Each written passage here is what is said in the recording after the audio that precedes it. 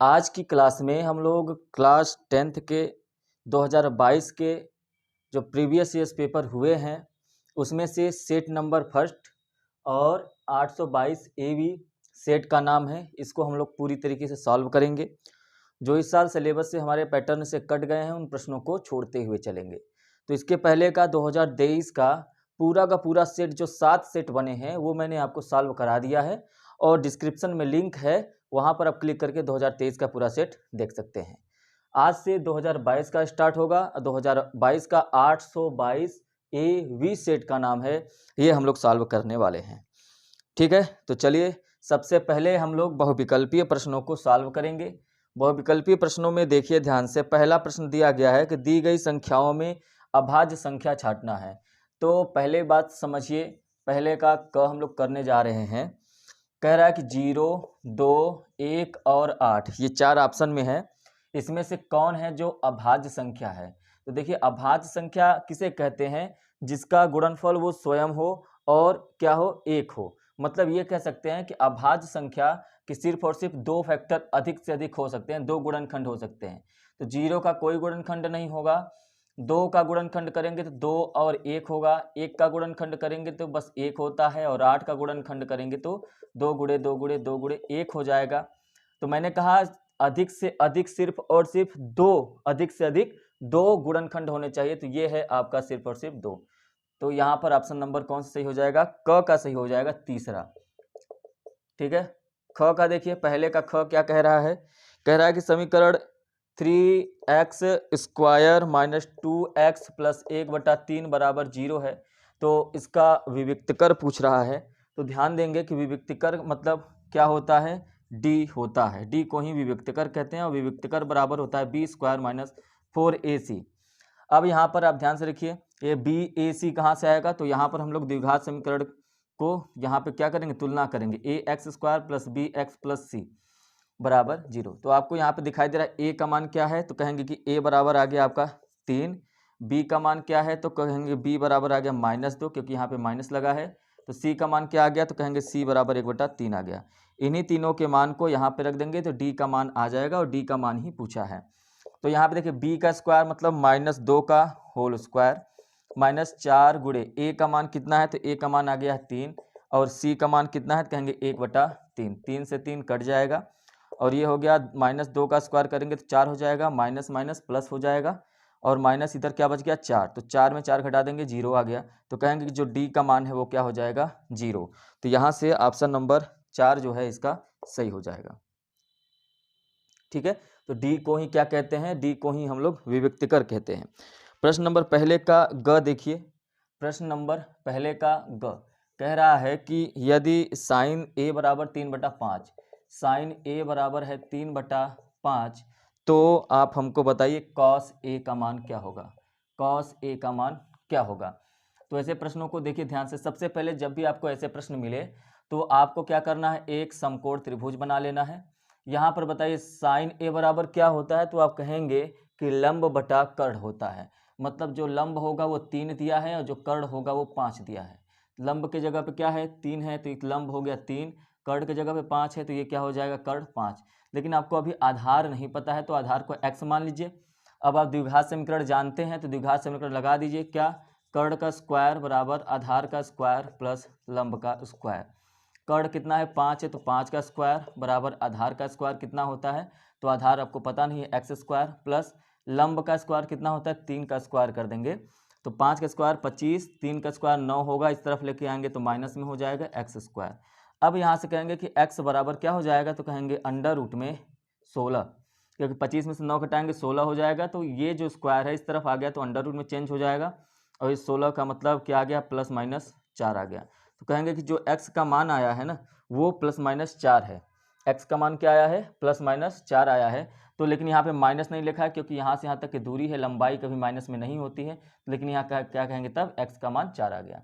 तो cos a बराबर क्या होता है? तो कहेंगे कि cos a बराबर होता है आधार बटे कर्ण। आधार बटे कर्ण। तो आधार आपका कितना आया है, तो कहेंगे आधार 4 आया है, तो ऊपर 4 कर दीजिए, और कर्ण कितना दिया है, तो 5, ये 5 हो गया।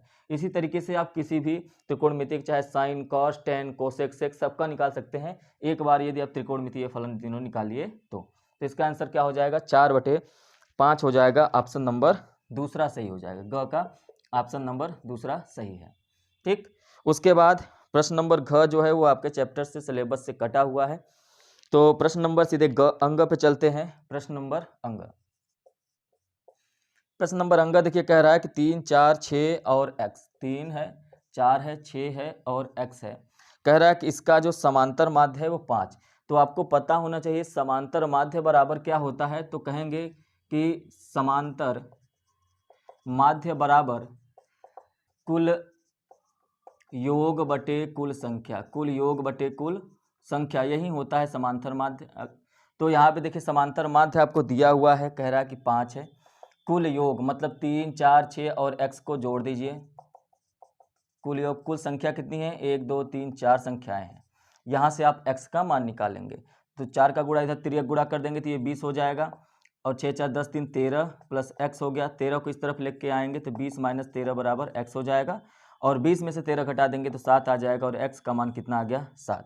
तो कहेंगे कि यहाँ पे x का जो मान है वो 7 आ गया, ऑप्शन नंबर 3 सही हो जाएगा। तो इस तरीके से आप बहुविकल्पी प्रश्नों को सॉल्व करेंगे। और इसके बाद आपका क्या दिया है, इसके बाद दिया है च, कह रहा है कि 2 बिंदुओं, इसी में सॉल्व कर लेते हैं।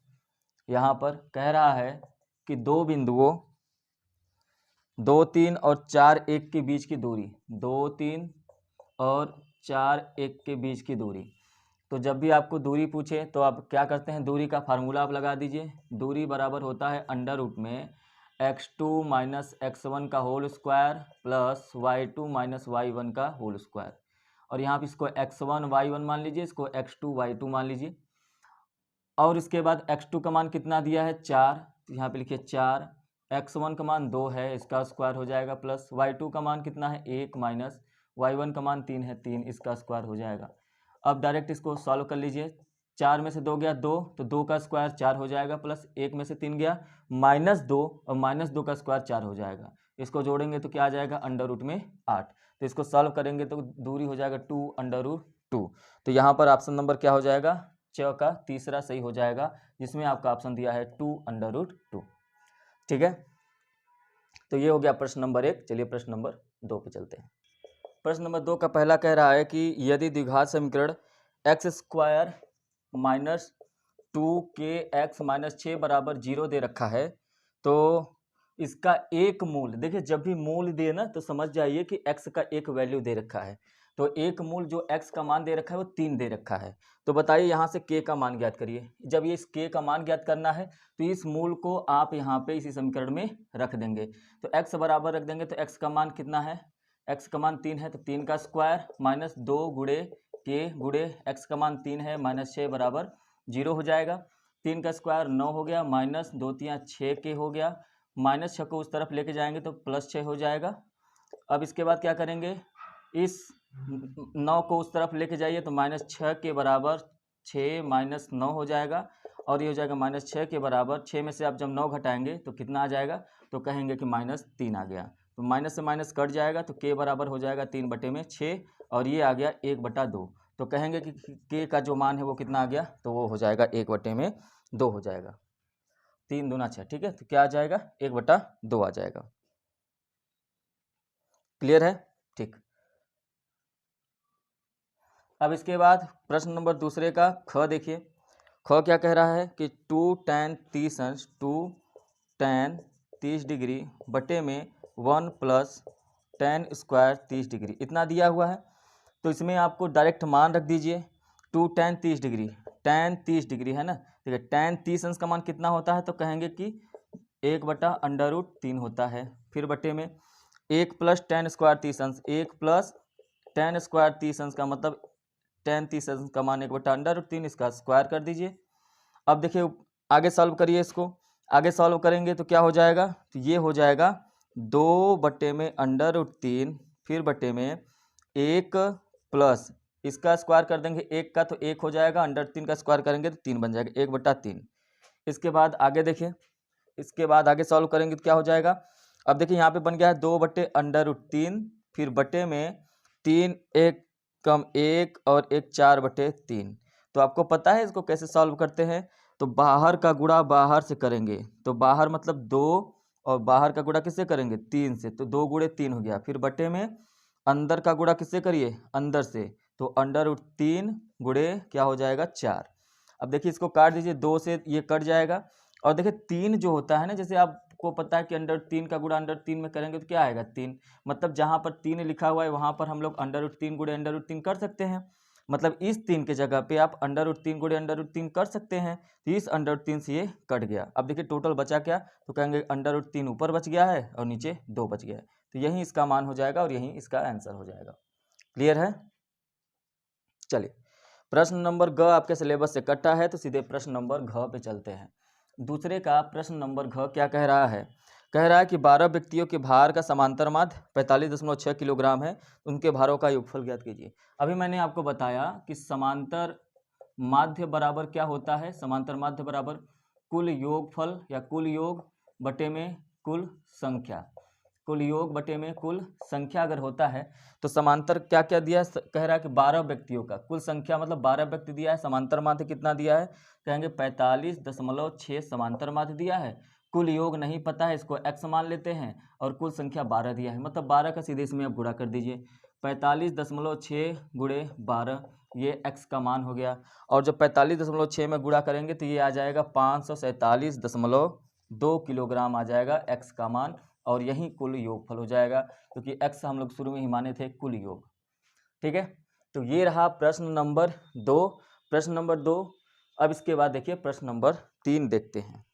प्रश्न नंबर 3 का है क।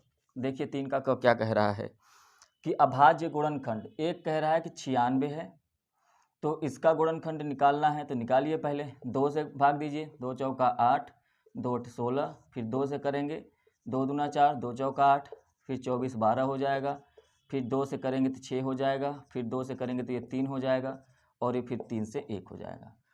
और उसके बाद आपको 404 का निकालना है। तो पहले आप 2 से कर दीजिए, 2 का भाग देंगे, 2 दूना 4, 0 2 दूना 4, फिर 2 से करेंगे तो 101 आ जाएगा। 101 स्वयं अभाज्य संख्या है, तो ये किसी से अब डिवाइड नहीं होगा। तो आपने कहा 96 बराबर हो गया 2 गुणे 2 गुणे 2, 1 2 3 4 5 बार है, तो 4 और 5 बार हो गया, और एक 3 है। 404 जो है वो क्या है, 2 गुणे 2 गुणे 101। अब सीधे इसको 101 से देंगे तो ये 1 हो जाएगा। तो यहाँ पर देखिए अभाज्य गुणनखंड विधि द्वारा कर रहे हैं, तो याद रखेंगे यहाँ पर ये जो 1 आया है ना, 1 यहाँ पर मेंशन नहीं करना है, क्योंकि ये अभाज्य गुणनखंड है। सभी के सभी संख्याएं यहाँ पे अभाज्य संख्याएं होनी चाहिए। अब यदि इसका म स पूछ रहा है, तो म स का मतलब जो दोनों में कॉमन होगा वही म स होगा। तो कहेंगे कि यहाँ पे ये 2 और एक ये 2, बस यही दोनों कॉमन है, मतलब 2 गुणे 2 कॉमन है, मतलब म स कितना हो गया 4। फिर कहेंगे इसका ल स क्या हो जाएगा, तो ल स जो कॉमन है वो भी और जो नहीं कॉमन है वो भी, सबको गुणा करना है। तो जो कॉमन है तो 2 गुणे 2 ये कॉमन था। इसके बाद बच कितना गया, तो 2 2 2, फिर लिखेंगे 2 गुणे 2 गुणे 2, और फिर गुणे 3, और फिर गुणे में 101। अब इसका टोटल गुणा करना है, तो आपको पता है कि इतने का गुणा करेंगे तो 96 आएगा। देखिए 2 2 2 5 बार और 3, ये 5 बार 2 है, 1 बार 3 है।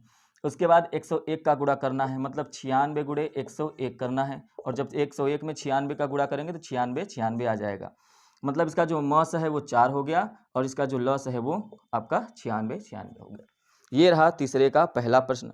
तीसरे का ख देखिए, प्रश्न नंबर 3 का ख क्या कह रहा है।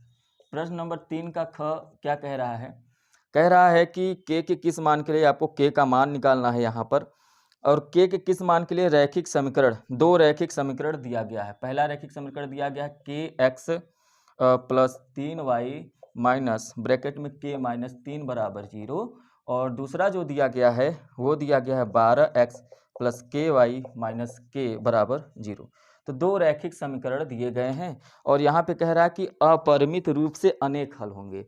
तो आपको पता होना चाहिए, जब 2 समीकरण रैखिक समीकरण दिए जाते हैं, a1x plus b1x y, sorry x नहीं y होगा, प्लस c1 बराबर 0, और दूसरा रैखिक समीकरण आपको दिया हो a2x plus b2y plus C2 बराबर 0। जब दो रैखिक समीकरण दिए होते हैं तो अनेक हल होने के लिए शर्त क्या होती है? तो अनेक हल होने के लिए आपको पता है कि A1/A2 बराबर B1/B2 बराबर C1/C2 होना चाहिए।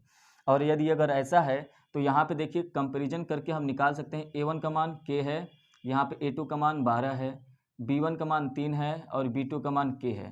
तो यहीं से बस आप दोनों से करके आपको K का मान ही निकालना है। किसी भी दो इक्वेशन को आप ले लीजिए। तो हम मान लीजिए दो अनुपात को ले लेते हैं, A1/A2 और B1/B2 को। तो A1 का मान आप कहेंगे कि A1 बराबर क्या आ गया? K। B1 बराबर क्या आ गया? तो B1 बराबर 3 है ना। A2 बराबर क्या है? तो कहेंगे A2 बराबर 12 है और B2 बराबर क्या है? तो आप कहेंगे B2 बराबर K है। अब यहाँ पे देखिए A1 का मान K बटे में A2 का मान कितना है? 12 बराबर B1 का मान 3 है और B2 का मान कितना है? तो कितना हो जाएगा? K। तिर्यक गुणा करेंगे तो ये K स्क्वायर हो जाएगा और ये 12 3 36 हो जाएगा और K का मान क्या आ जाएगा? अंडर रूट में 36 है ना, क्योंकि स्क्वायर जब उस तरफ जाएगा तो अंडर रूट हो जाता है।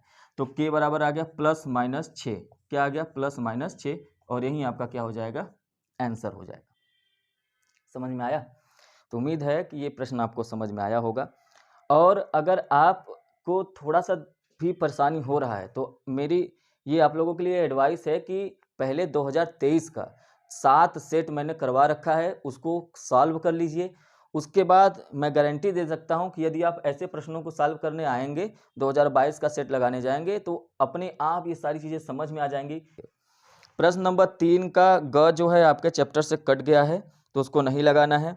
और प्रश्न नंबर घ देख लेते हैं। प्रश्न नंबर तीसरे का ही घ। देखिए तीसरे का घ क्या कह रहा है, ध्यान से देखिए। यहाँ पे कह रहा है कि एक बेलन के आधार की त्रिज्या 4 सेंटीमीटर। पहले तो हम बेलन वाला बना लेते हैं। तो देखिए हमने क्या बना लिया? बेलन। अब ये बेलन बन गया। कह रहा है कि इसके आधार की जो त्रिज्या है, मतलब यहाँ से यहाँ तक जो त्रिज्या है, मतलब यहाँ पे जो आर का मान दिया है वो 4 सेंटीमीटर दे रखा है। आर का मान कितना दे रखा है? 4 सेंटीमीटर। फिर कह रहा है कि इसकी ऊंचाई जो है वो 14 सेंटीमीटर है, मतलब h बराबर क्या है? 14 सेंटीमीटर ही ये r है। तो कहेंगे h बराबर 14 सेंटीमीटर दे रखा है। फिर कह रहा है कि बेलन का वक्र पृष्ठ का क्षेत्रफल ज्ञात कीजिए। तो आपको फार्मूला याद रखना चाहिए। बेलन के वक्र पृष्ठ का क्षेत्रफल बराबर क्या होता है? तो कहेंगे कि 2πr/h होता है। तो 2 गुणे पाई का मान 22/7 हो जाएगा। आर का मान कितना दिया है? 4 दिया है। और एच का मान कितना है? तो कहेंगे एच का मान 14 है। 7 से काट दीजिए, ये 2 हो जाएगा। अब कितना आ गया? तो ये कट गया तो आ गया आपका 4 चौका 16, मतलब 22 गुणे 16 आ गया। अब देखिए 22 में 16 का गुणा करने का सबसे आसान तरीका है कि एक ही में 2 में गुणा कर दीजिए। 16 दूना 32, तो थोड़ा सा गैप दे के लिखिए और 3 और 2 जोड़ दीजिए, कितना आ गया? 5। और यही आपका सेंटीमीटर स्क्वायर, यही आपका आंसर हो जाएगा। ठीक है, उम्मीद है आपको ये बात समझ में आई होगी। आगे चलते हैं प्रश्न नंबर 4 में। प्रश्न नंबर 4 का क क्या कह रहा है, देखिए ध्यान से। प्रश्न को लगाने से पहले एक बार प्रश्न को जरूर पढ़ लिया करिए, है ना। प्रश्न क्या कह रहा है कि अब दिया है HCF, मतलब म स दिया है, म स आपको दिया है कितना? दिया है आपका 9 और आपका ल स कितना दिया है? तो ल स LCM आपको नहीं पता है, इसको x मान लेते हैं अभी।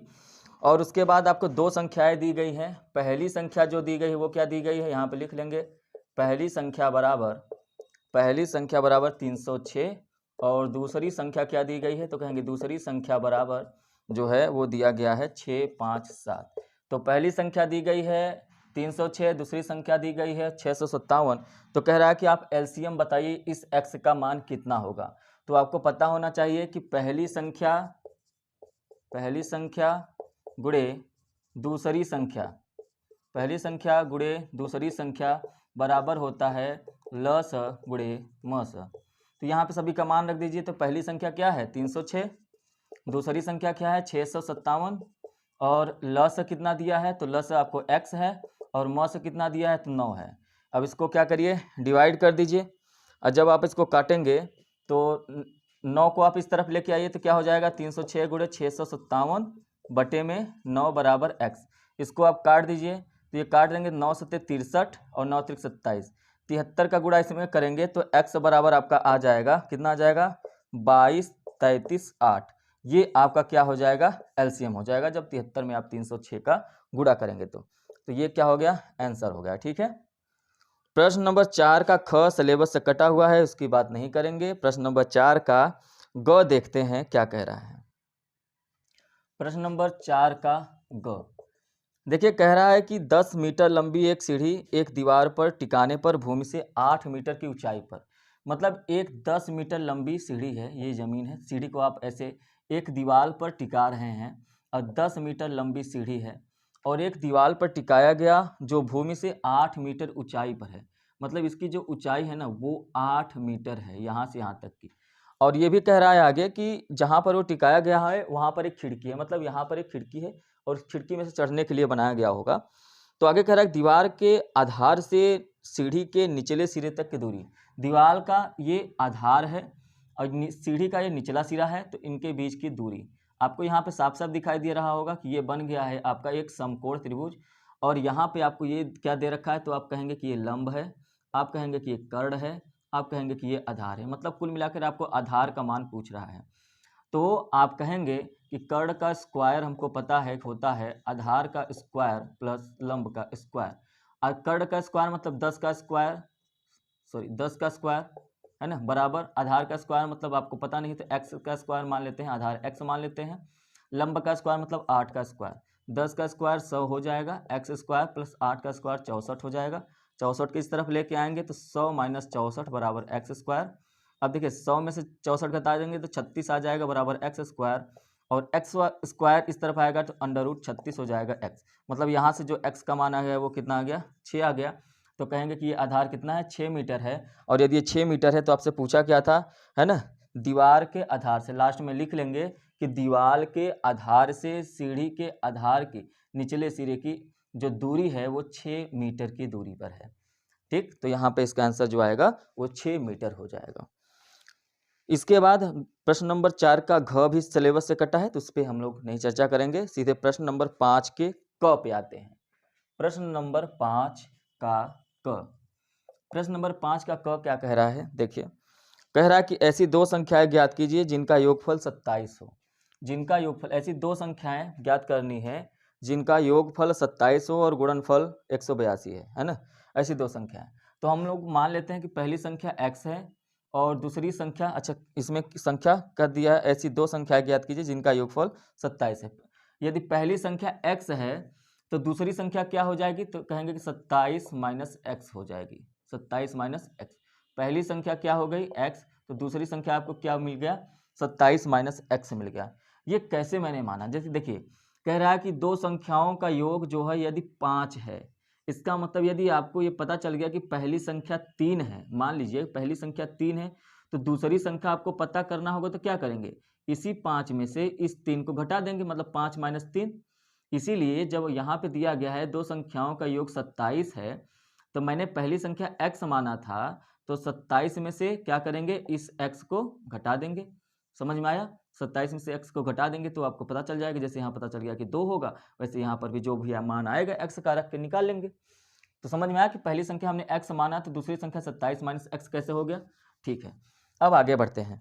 कह रहा है कि अच्छा इनका गुणनफल, मतलब ये जो संख्याएं हैं x का और 27 माइनस एक्स का जो गुणनफल है ना वो कितना है, 182 है, वो कितना है, 182 है। अब यहाँ पे देखिए इसको सॉल्व करेंगे, इसको सॉल्व करेंगे तो x का गुणा पहले 27 में करेंगे तो x 27x हो जाएगा, फिर x का गुणा x में करेंगे, उससे पहले माइनस लगा लीजिए, एक्स स्क्वायर बराबर 182 हो गया। अब यहाँ पर देखिए आगे कुछ कह रहा है, अच्छा इन दोनों संख्याओं को निकालना है।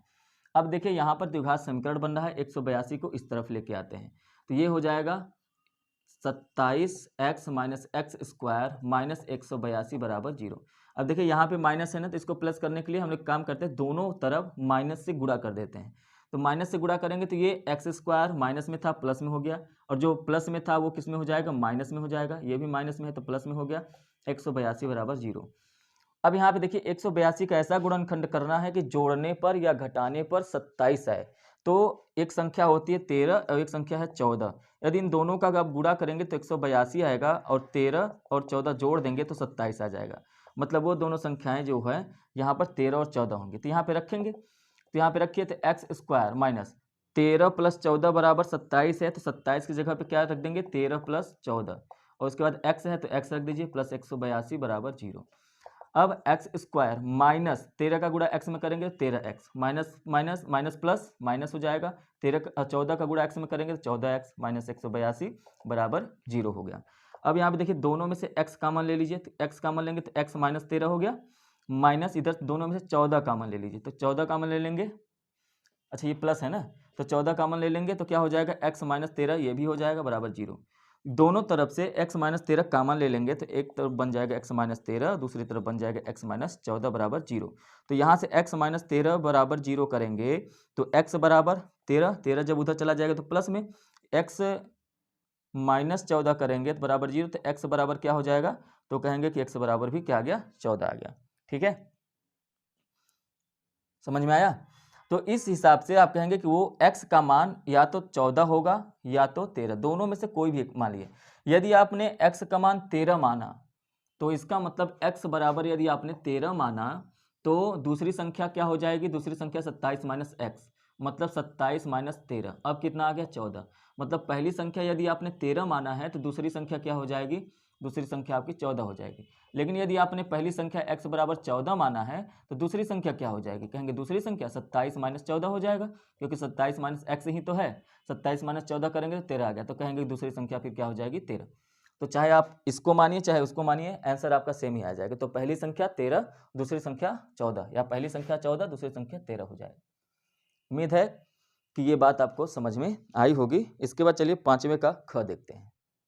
प्रश्न नंबर 5 का ख कह रहा है कि उस रेखा पर जो अक्षों A और B का अंतःखंड काटती है और मूल बिंदु से डाले गए लंब की लंबाई P है, तो सिद्ध कीजिए कि 1/p² बराबर 1/a² प्लस 1/b²। हालांकि ये सिलेबस से कटा है, लेकिन फिर भी मैं आपको ये सवाल बता देता हूँ। तो पहली बात तो ये जानते रहिए कि अक्षों से A तथा B अंतःखंड काटने वाली रेखा A तथा B अंतःखंड काटने वाली रेखा का समीकरण, रेखा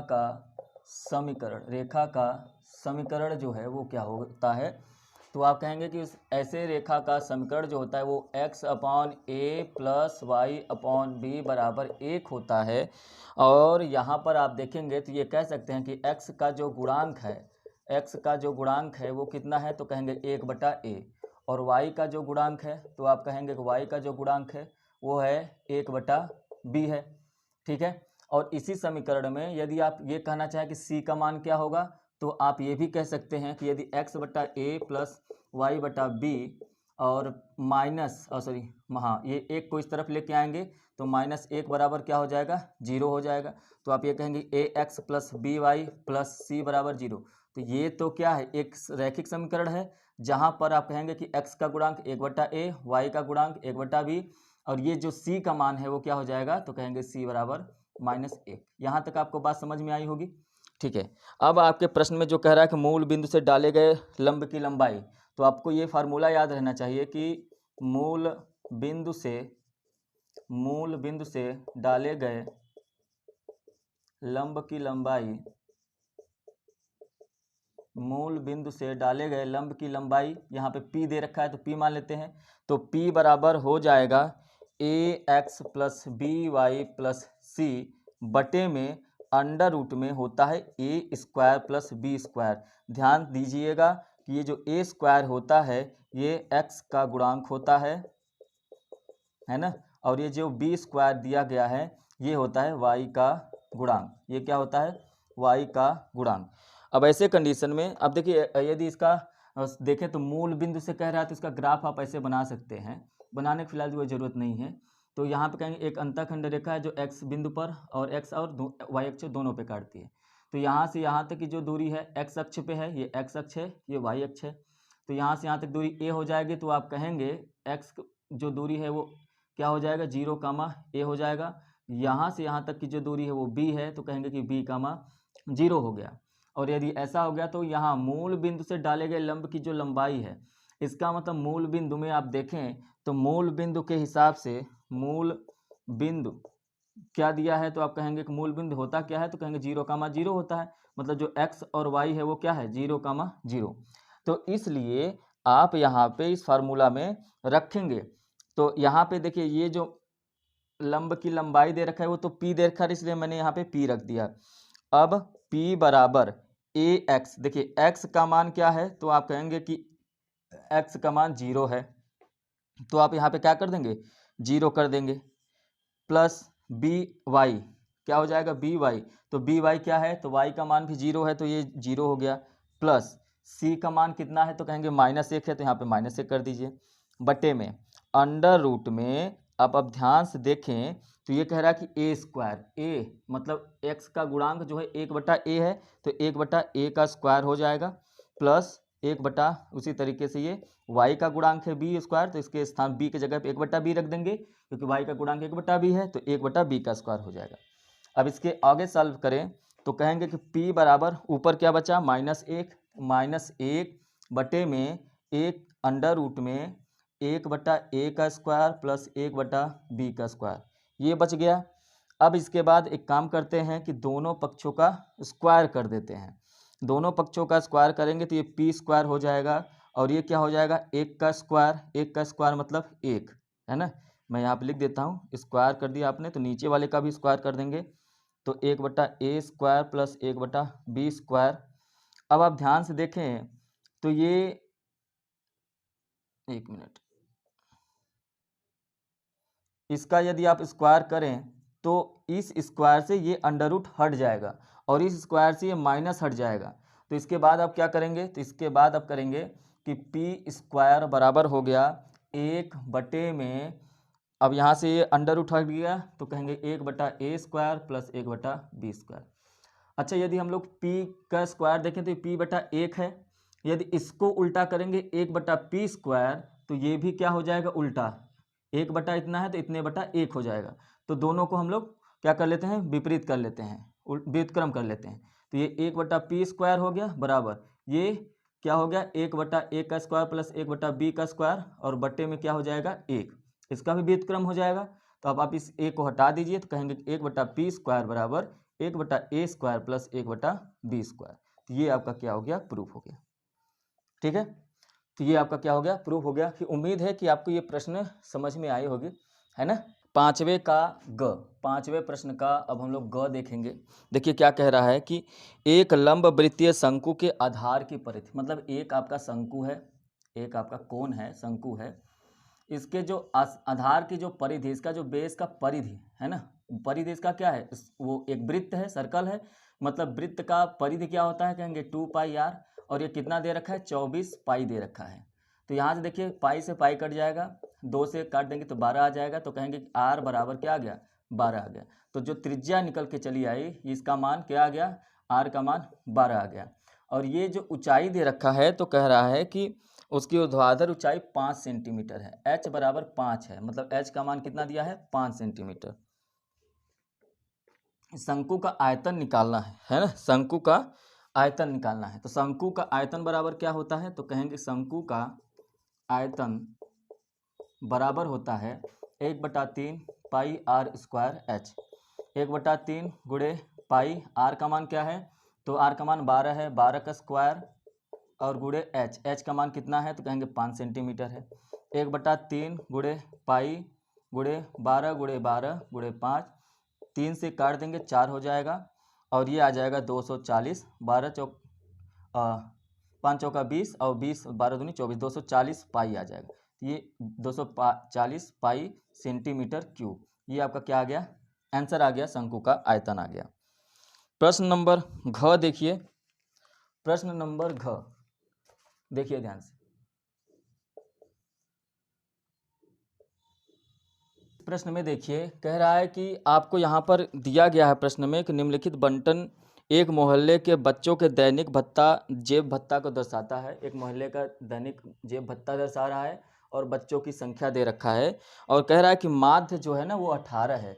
आपको दे रखा है कि जो माध्य है, माध्य कितना दे रखा है, तो माध्य 18 दे रखा है। तो आपको यहाँ पे f बारंबारता f, ये जो f लिखा है ना, इसका मान निकालना है, इस f का मान निकालना है। तो माध्य दे रखा है तो आपको माध्य का फार्मूला पता होना चाहिए कि पता है कि माध्य बराबर होता है sigma F I into X I बटे में सिग्मा एफ आई होता है। यदि ऐसा होता है तो हमको एफ आई एक्स आई भी निकालना है, तो एफ आई यहाँ पे है ना। और एक्स आई कैसे निकाला जाता है, निम्न सीमा और उच्च सीमा को जोड़कर 2 से भाग, मतलब 11 और 13 जोड़ेंगे तो कितना आ जाएगा 26, और 26 में 2 से भाग देंगे तो ये 13 आ जाएगा। उसी तरीके से 13 और 15 जोड़ेंगे तो 28 हो जाएगा, 13 और 15 जोड़ेंगे तो 28 हो जाएगा, 28 में 2 का भाग देंगे कितना हो जाएगा 24 हो जाएगा। ठीक है, अब देखिए यहाँ 24 हो जाएगा ना, माफ करिएगा, ये 24 हो जाएगा, तो ये कितना हो जाएगा 12 हो जाएगा, ये 24। एक बात हमेशा याद रखिए, ये जो एक्स आई होता है ना, इन दो निकालने के बाद हर बार भाग देने की जरूरत नहीं है।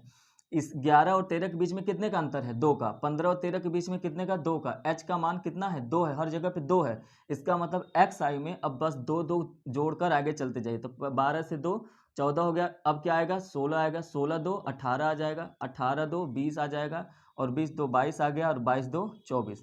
तो ये आपका निकल गया एक्स आई। अब आपको क्या करना है, एफ आई ये है, एक्स आई ये है, इन दोनों के बीच में गुणा करना है। 12 का 7 में गुणा करेंगे कितना 84 आ जाएगा, 14 का 6 में गुणा करेंगे तो कितना आ जाएगा 84 आ जाएगा, 16 का 9 में गुणा करेंगे तो 144 आ जाएगा, 18 में 13 का गुणा करेंगे तो 234 आ जाएगा, कितना आ जाएगा 234। 20 का f में गुणा करेंगे तो 20 f ही आएगा, 22 का 5 में गुणा करेंगे तो कितना आ जाएगा 110 आ जाएगा, और 24 का 4 में गुणा करेंगे तो कितना आ जाएगा 96 आ जाएगा। तो यहाँ पर देखिए ये मैंने आपको एफ आई और एक्स आई का गुणा करके निकाल लिया। अब आपको सिग्मा, देखिए सिग्मा का मतलब ये होता है कि जितना भी एफ आई इंटू एक्स आई दिया है सबको जोड़ डालिए। क्या करना है, सबको जोड़ना है।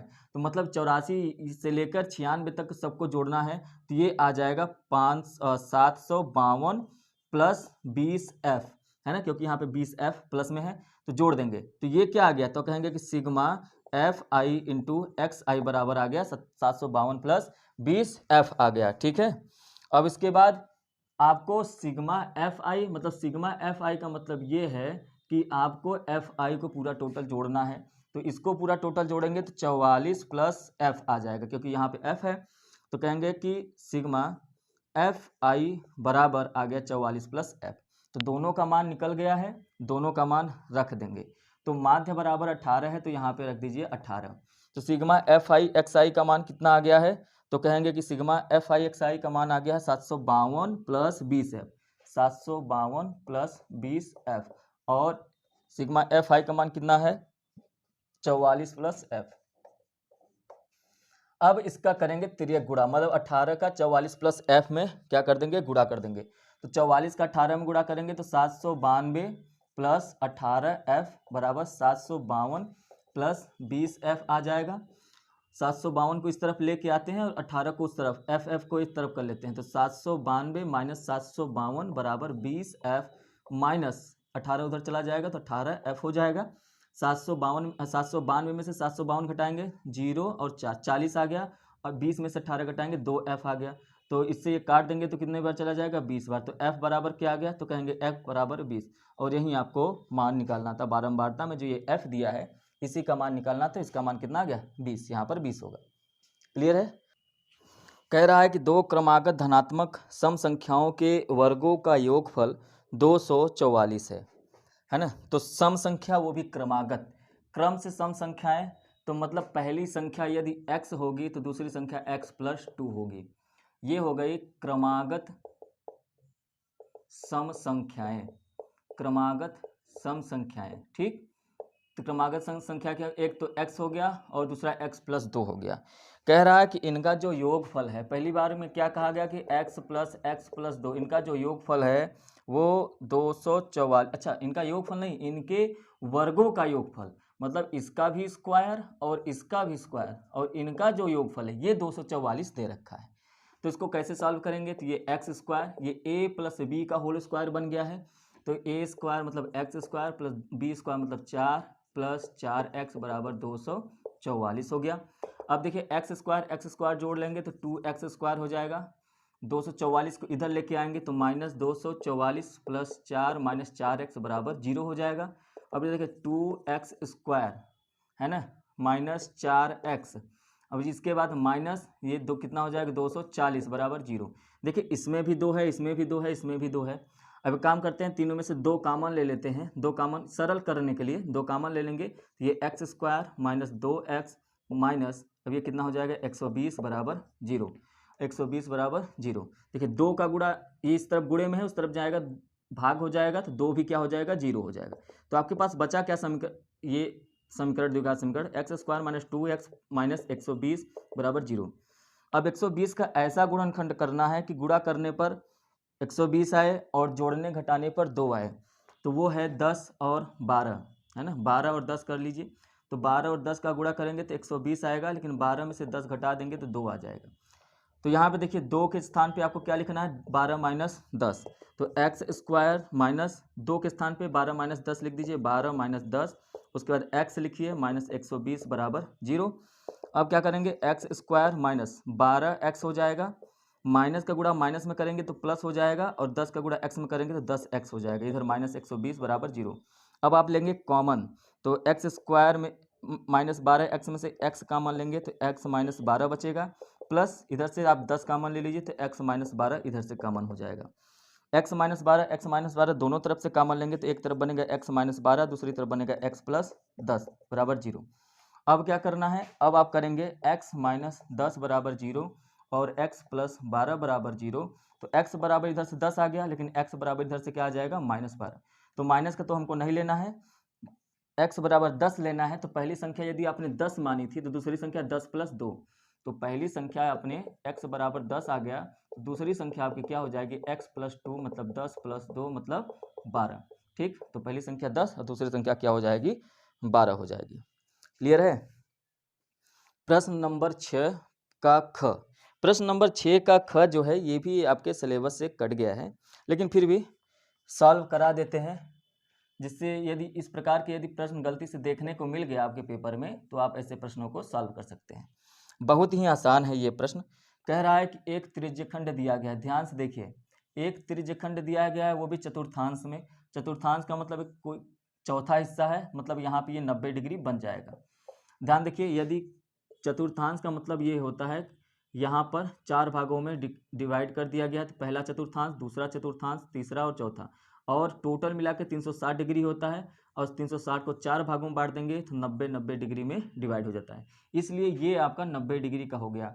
यहाँ पर आपसे क्या किया है, यहाँ पर एक लाइन इस तरीके से खींच दिया है, अच्छा यहाँ तक, यहाँ से एक लाइन इस तरीके से खींच दिया है, और कह रहा है कि ये जो छायांकित क्षेत्र है इसका आपको हमको क्षेत्रफल बताना है।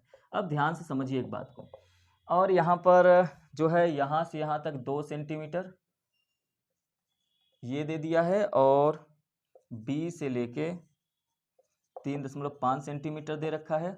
ये आपका ओ है, ये डी है, ये ए है, ये सी है। तो कह रहा है कि त्रिज्यखंड जो है त्रिज्या, अच्छा त्रिज्यखंड की त्रिज्या कितनी दे रखी है, आर बराबर दे रखा है 3.5 सेंटीमीटर। तो त्रिज्यखंड का क्षेत्रफल आपको बताना है। अच्छा ये बताइए, यदि इस छायांकित भाग का क्षेत्रफल निकालना है तो इस त्रिज्यखंड, पूरे त्रिज्यखंड में से यदि इसका क्षेत्रफल इस समकोण त्रिभुज का क्षेत्रफल हटा दे तो देखिए क्या बच रहा है, तो बचेगा क्या छायांकित क्षेत्र। इसका मतलब पूरे त्रिज्यखंड में से आपको क्या हटाना है, इस त्रिभुज के क्षेत्रफल को हटा देना है। तो पहले तो हम पूरे त्रिज्यखंड का क्षेत्रफल निकालेंगे, तो आप कहेंगे कि त्रिज्यखंड का क्षेत्रफल बराबर क्या होता है, थीटा बटे 360 गुणे पाई आर स्क्वायर होता है। ठीक है, अब यहाँ पे देखिए 360 बटे पाई आर स्क्वायर, तो थीटा का मान कितना है 90 डिग्री है, थीटा बराबर क्या है 90 डिग्री, तो 90 बटे 360 गुणे 22 बटे 7 गुणे आर का मान कितना है 3.5, 3.5 गुणे 3.5, क्योंकि आर स्क्वायर है तो आर गुणे आर हो जाएगा। 9 से काट देंगे इसको तो 4 बार में जाएगा। ठीक है, 7 से इसको काट दीजिए 0.5 हो गया, और उसके बाद अब क्या काटेंगे 2 से इसको काट दीजिए, 2 दूना 4 और 2 11वें हो गया। अब इसके बाद देखिए बचा क्या, तो आप कहेंगे इधर से आपके पास बचा 11 गुणे 0.5 गुणे 3.5 बटे में अभी 2 आपके पास बचा हुआ है। ठीक है, बटे में क्या बचा हुआ है 2 बचा हुआ है। अब देखिए,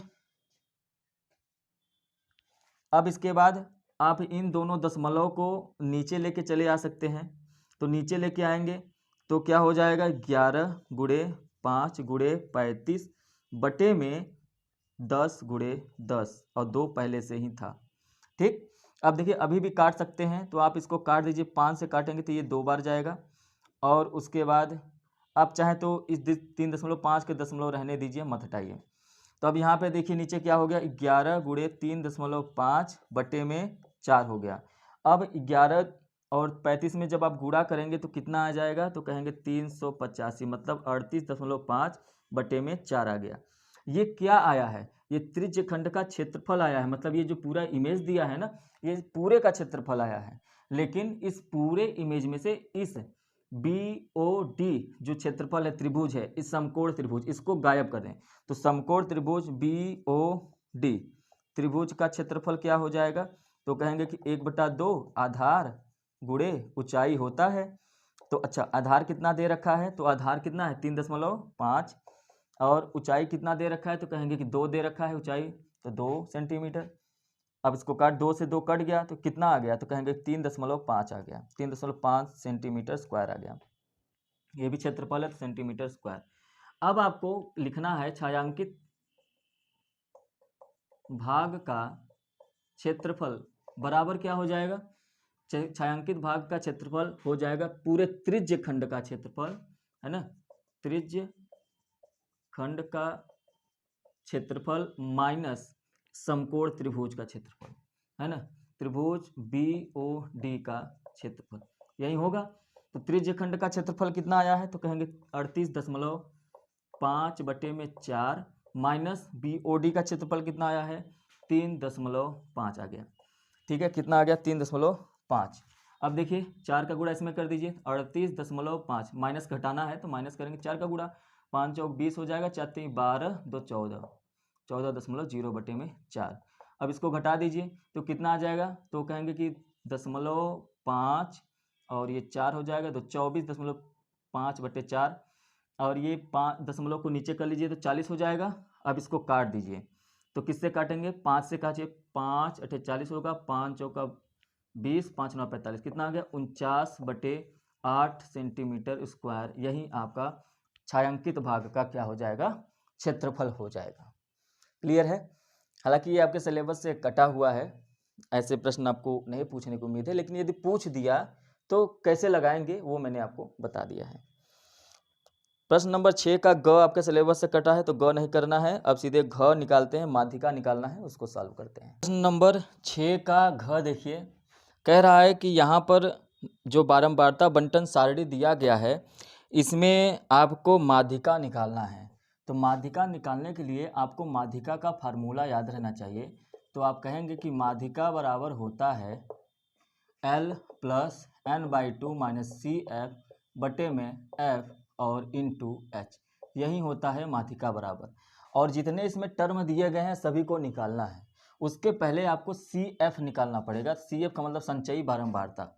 संचयी बारंबारता कैसे निकालते हैं, 6 लिखा हुआ है तो पहले 6 लिख दीजिए, फिर इस 6 का 9 में जोड़ दीजिए, कितना आएगा 15, 15 में 12 जोड़िए फिर 27 आ जाएगा, 27 में 8 जोड़िए 35 आ जाएगा, और 35 में 15 जोड़ दीजिए तो कितना आ जाएगा 50 आ जाएगा।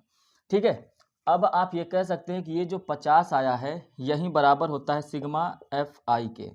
तो ये कहेंगे सिग्मा FI जो होता है वो n के बराबर होता है, और ये कितना आ गया 50।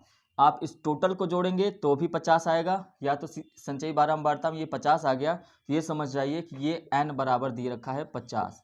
तो n/2 कितना हो जाएगा, तो कहेंगे कि 50/2 हो जाएगा, और इसको काट देंगे तो कितना आ जाएगा 25, तो n/2 25।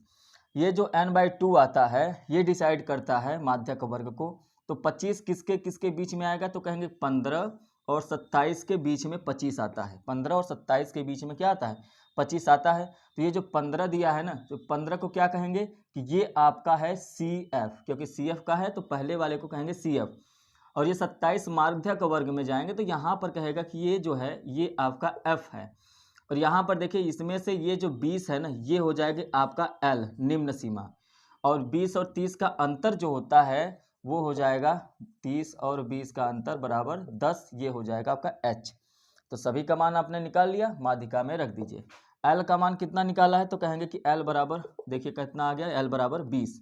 तो L बराबर 20, यहाँ पे 20 रख देंगे, प्लस n/2 का मान कितना आया है, तो n/2 का मान 25 आया है, माइनस सी एफ कितना है, तो कहेंगे 15 है, बटे में एफ का मान कितना आया है, कहाँ गया, एफ का मान आया है 12, हर जगह पे आप लिख लेंगे एफ का मान 12, और एच का मान कितना आया है, तो कहेंगे 10। इसको आप करेंगे सॉल्व, 20 प्लस 25 में से 15 गया, 10 गुणे 10 बटे 12, 12 का गुणा इसमें कर देंगे तो 240 प्लस 100 बटे में 12, और ये हो जाएगा 340 बटे में 12। तो आपका क्या पूछा है, माध्यिका पूछा है, क्या पूछा है, माध्यिका। तो माध्यिका बराबर क्या हो जाएगा, माध्यिका बराबर क्या आ गया, तो इसको काट देंगे तो ये आ जाएगा 28.33, कितना आ गया, कहेंगे 28.33 आ गया, और ये आपका क्या हो जाएगा, माध्यिका हो जाएगा। क्लियर है। चलिए अब हम लोग प्रश्न नंबर 7 को देखेंगे। कह रहा है कि सभी खंड कीजिए, लेकिन इसमें आपको पहला प्रश्न क नहीं करना है, 7वें का क नहीं करना, लेकिन अथवा वाला करेंगे, जिसमें एक नाव की शांत जल में चाल दिया है, वो वाला प्रश्न। ठीक है। प्रश्न नंबर 7 क्या कह रहा है, कह रहा है कि एक नाव शांत जल में 4 किलोमीटर प्रति घंटा है। एक शांत जल में चाल, मतलब हम ये मान लेते हैं जो नाव की चाल है वो x है, और ये जो है 4 किलोमीटर प्रति घंटा की चाल से चलता है, और जो धारा की चाल है, यहाँ पे लिख लेंगे धारा की चाल बराबर हम y मान लेते हैं, है ना, कि y किलोमीटर प्रति घंटा, क्योंकि धारा की चाल दिया नहीं है, नाव की चाल आपको दिया है, नाव की चाल दिया है, वो हमने x माना है। आगे कह रहा है कि धारा की दिशा में 12 किलोमीटर जाने पर, अब देखिए ध्यान से, तो आपको पता होना चाहिए कि चाल बराबर होता है दूरी बटा समय, है ना, speed equal to distance upon time. तो आप ये भी कह सकते हैं कि समय बराबर क्या होता है, समय बराबर दूरी बटे चाल हो जाएगा, समय बराबर दूरी बटे चाल हो जाएगा। तो आपने कहा कि समय बराबर दूरी बटे चाल। क्लियर है। तो यहाँ से नाव चली और 12 किलोमीटर टोटल यात्रा तय की, तो लेकिन कह रहा है कि 12 किलोमीटर वो गया, तो लेकिन 12 किलोमीटर जाने में और फिर 12 किलोमीटर वापस भी आता है, 12 किलोमीटर गया वो यहाँ से यहाँ तक, फिर 12 किलोमीटर वापस भी आता है, तो उसे कुल 8 घंटे का समय लगता है। मतलब जाने में समय कितना लगा हमको नहीं पता, T1 मान लेते हैं, आने में समय कितना लगा हमको नहीं पता है, T2 मान लेते हैं, लेकिन चाल हमेशा बराबर रहेगी, चाल हमेशा दोनों का सेम है, तो हम लोगों ने यहाँ पे चाल माना है। तो जब धारा की दिशा में जा रही है, तो यहाँ पे देखिए धारा की दिशा में, धारा भी इधर है, नाव भी इधर जा रही है, तो इसकी जो चाल होगी वो x प्लस वाई, धारा की दिशा और नाव की चाल जुड़ जाएगी। लेकिन जब विपरीत दिशा में जा रही है तो ये क्या हो जाएगी, x माइनस वाई। तो आप ध्यान से देखिए कि धारा की दिशा में चाल, धारा की दिशा में चाल, तो धारा की दिशा में चाल कितना हो जाएगा, x प्लस वाई, और धारा की विपरीत दिशा में, धारा की विपरीत दिशा में चाल कितना हो जाएगा, तो कहेंगे कि धारा की विपरीत दिशा में x माइनस वाई हो जाएगा। अब यहाँ पर चाल बराबर दूरी बटा समय होता है, तो हमको पता है कि समय बराबर क्या हो जाएगा, तो कहेंगे कि समय बराबर दूरी, दूरी कितना है 12 किलोमीटर गया है, बटे में चाल, चाल कितना है x प्लस वाई। ठीक है। और समय हम पहला कितना माने हैं, T1 माने हैं, तो इसको हम T1 कर लेते हैं। और उसके बाद इसमें समय कितना लगेगा वापस जाने में, तो T2 बराबर दूरी बटे चाल x माइनस वाई। आपको पता है कि x का मान कितना दिया है, 4 दिया है, तो यहाँ पे 4 रख लेंगे, यहाँ पर भी 4 रख लेंगे। अब देखिए कह रहा है कि जाने और आने में कुल कितना समय लगा, 4 घंटे का समय लगता है, 8 घंटे का। तो यदि 8 घंटे का समय लगता है, तो आप ये कहेंगे कि जाने में T1 समय लगा है, आने में T2 समय लगा है, तो T1 T2 को जोड़ देंगे तो ये 8 घंटा के बराबर नहीं हो जाएगा, तो आप कहेंगे बिल्कुल सर ये 8 घंटा के बराबर हो गया। अब T1 का मान कितना आया है, तो कहेंगे 12 बटे में 4 प्लस वाई, प्लस T2 का मान आया है 12 बटे में 4 माइनस वाई बराबर 8। 12 दोनों में से आप कॉमन ले लीजिए, तो यहाँ पर होगा 1/4 plus Y plus 1/4 minus Y बराबर 8 हो जाएगा। तो इसको 8/12 कर लीजिए आप यहाँ पे। तो ये देखिए दोनों कैल्शियम लेंगे, तो 4 प्लस वाई, दूसरे ब्रैकेट में 4 minus Y, 4 minus Y plus 4 plus Y बराबर क्या हो जाएगा, 8/12। तो minus Y plus Y cut जाएगा, ऊपर क्या आ गया 8 बटे में ये a plus B, A minus B बन गया, मतलब 4 का square, A square minus B square मतलब वाई का स्क्वायर बराबर 8/12। 12, 8 से 8 कट जाएगा, तो 4 का स्क्वायर कितना हो जाएगा 16 माइनस वाई स्क्वायर बराबर कितना आ गया 12 आ गया। इस 16 को उस तरफ भेज दीजिए, तो माइनस वाई स्क्वायर बराबर क्या हो जाएगा 12 माइनस 16 हो गया, 12 माइनस 16, थोड़ा सा दिक्कत आ रहा है, इसको समझिए आवाज़ से। तो 12 माइनस वाई 16 हो गया, तो माइनस वाई स्क्वायर बराबर क्या हो जाएगा, 12 में से 16 घटाएंगे तो -4 आएगा, तो इससे ये कट गया, तो y बराबर क्या आ जाएगा, y बराबर अंडर रूट में 2 आ जाएगा, तो y का मान कितना आ गया, अंडर रूट में 4 आ जाएगा, तो y का मान क्या हो गया 2। तो कहेंगे जो धारा की चाल है वो 2 किलोमीटर प्रति घंटा है। क्लियर है? तो ये हो गया। अब 7वें के ख में चलते हैं, देखते हैं 7वें का ख वाला प्रश्न। देखिए क्या कह रहा है कि भूमि पर स्थित बिंदु x से, भूमि पर, पहले तो इसका चित्र बनाएंगे। कह रहा है कि भूमि पर स्थित एक बिंदु है, यहाँ पर मान लेते हैं कि बिंदु x है, ये x से ऊर्ध्वाधर स्थित मीनार, यहाँ पर एक मीनार स्थित है, मीनार PQ, तो अच्छा Q उसका, PQ के शीर्ष Q, तो ये Q है और ये P हो गया। यहाँ से इस बिंदु का जो उन्नयन कोण है वो बनता है 60 अंश। यहाँ तक सवाल बोला है। फिर कह रहा है कि बिंदु x से 40 मीटर ऊंचाई, बिंदु x ये है, यहाँ से 40 मीटर की ऊंचाई पर, ये हम मान लेते हैं कि 40 मीटर की ऊंचाई है। यहाँ पर एक बिंदु है y का शीर्ष Q का जो उन्नयन कोण है, इस शीर्ष Q, यहाँ पर इसको थोड़ा सा और बड़ा कर लेते हैं, तो ये और बड़ा हो जाएगा, तो इसको यहाँ तक लेके आते हैं, ये Q हो गया।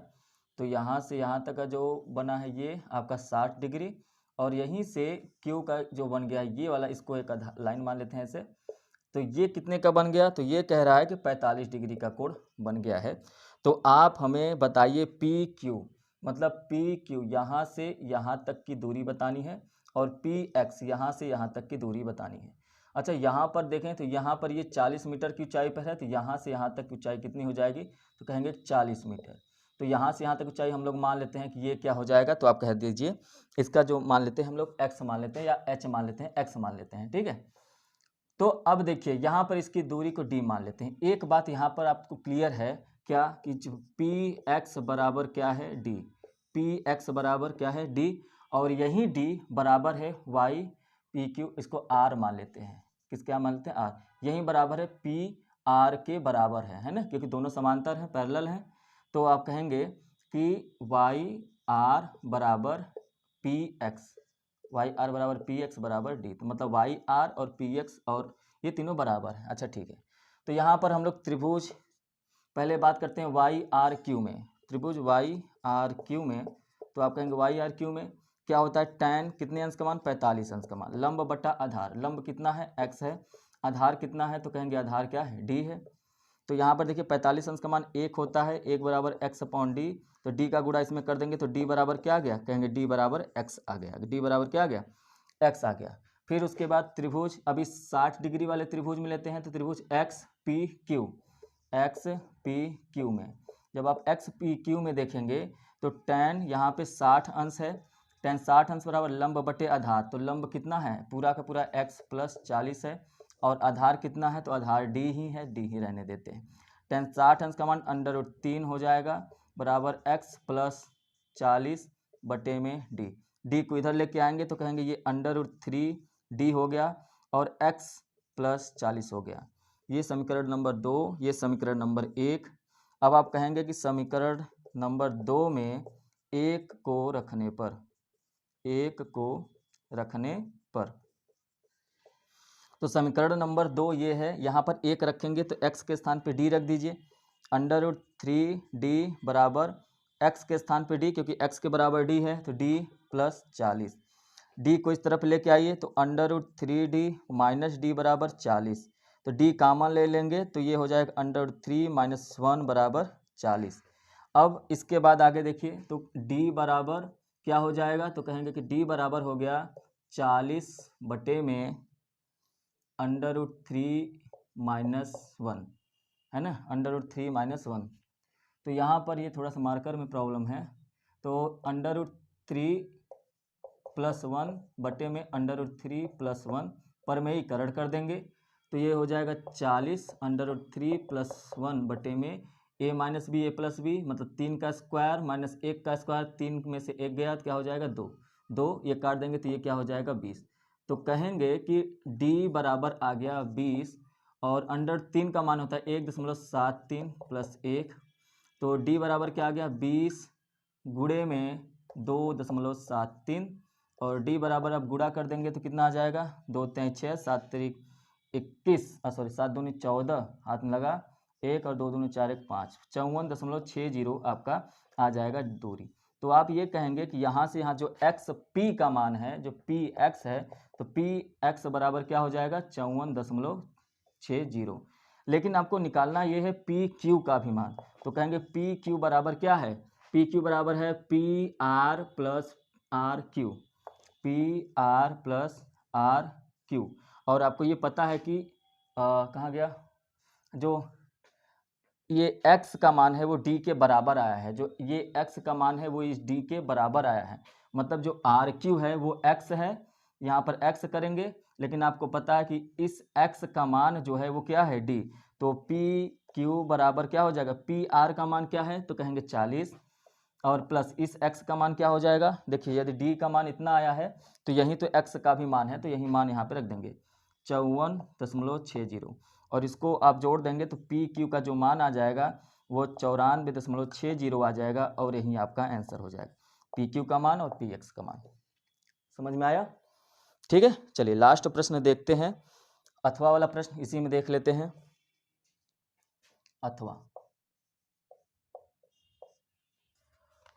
कह रहा है कि क्षैतिज तल पर स्थित बिंदु O, जैसे जैसे प्रश्न कहता है वैसे वैसे फॉलो करिए। एक क्षैतिज तल बनाइए, यहाँ पर एक बिंदु O बनाइए, उसी तल पर खड़े एक ऊर्ध्वाधर मीनार, एक ऊर्ध्वाधर मीनार बना दिया हमने, और कह रहा है कि शीर्ष का उन्नयन कोण 30 अंश है, मतलब शीर्ष का जो इसका उन्नयन कोण है ना वो कितना है, तो वो है 30 अंश, वो कितना है 30 अंश।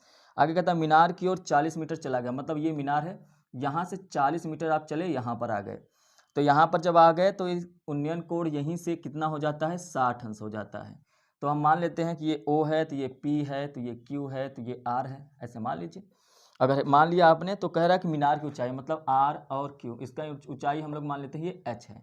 तो पहले त्रिभुज OQR में, OQR का मतलब OQR मतलब इस बड़े वाले त्रिभुज में यदि देखें तो 30 डिग्री के हिसाब से लेना पड़ेगा, तो tan 30 अंश बराबर होता है लंब, लंब मतलब H बटे आधार, आधार क्या है ये यहाँ से यहाँ तक 40 है, क्योंकि 40 मीटर उधर गया था, 40 और प्लस PQ, 40 प्लस PQ हो जाएगा। 33 अंश का मान 1/√3 होता है। आपको H का मान निकालना है ना, इसलिए यहाँ से PQ को हटाना पड़ेगा, तो 40 प्लस PQ हो जाएगा, मतलब √3H बराबर 40 प्लस PQ, समीकरण नंबर A। अब त्रिभुज ओ में नहीं PQR में, PQR में तो यहाँ पर tan कितने अंश का मान है 60, लंब बटे आधार, लंब है H, आधार कितना है PQ, आधार कितना है PQ, तो √3 हो जाएगा tan 60 अंश का मान बराबर H/PQ। अगर PQ को यहाँ पे कर दें तो √3 यहाँ पर आ जाएगा, मतलब PQ बराबर आ गया H बटे में √3। तो इसके मान को हम लोग समीकरण 1 में रख देते हैं, ये समीकरण 2 बना लेते हैं, समीकरण 2 के मान को समीकरण 1 में रख देंगे, यहाँ पर रख देंगे, तो ये हो जाएगा √3H बराबर 40 प्लस H बटे में √3। इसको इस तरफ लेके आइए तो √3H माइनस H/√3 बराबर 40, दोनों में से H कॉमन ले लीजिए, तो ये क्या हो जाएगा √3 माइनस 1/√3 बराबर 40, तो H बराबर क्या हो जाएगा, तो इसका √3 में 3 1 माइनस 2 है ना, तो ये क्या हो जाएगा पहले यहाँ लिख लेते हैं, तो कहेंगे 2/√3 हो गया बराबर 40 हो गया। अब H बराबर क्या हो जाएगा 40 गुणे √3 बटे में 2 हो जाएगा, तो इसको काट देंगे तो ये कितना आ जाएगा, तो ये आ जाएगा 20, तो H का मान कितना आ गया 20/3। यदि आपको और भी सॉल्व करना है तो √3 का मान 1.732 रख दीजिए और उसके बाद 20 का गुणा कर दीजिए तो भी आपका आंसर आ जाएगा। आप इतना भी छोड़ देंगे तो भी आपका आंसर ये सही है। क्लियर है? चलिए, तो ये आपका 2022 का सेट नंबर फर्स्ट था। अब इसके बाद हम लोग सेट नंबर 2 देखेंगे 2022 का। ठीक है, यदि वीडियो आपको अच्छा लगे, क्लास अच्छा लगे तो इसको शेयर करिए, सभी बच्चों तक इसको पहुंचाइए। ठीक है, चलिए मिलते हैं हम लोग नेक्स्ट क्लास में। Thank you, have a nice day.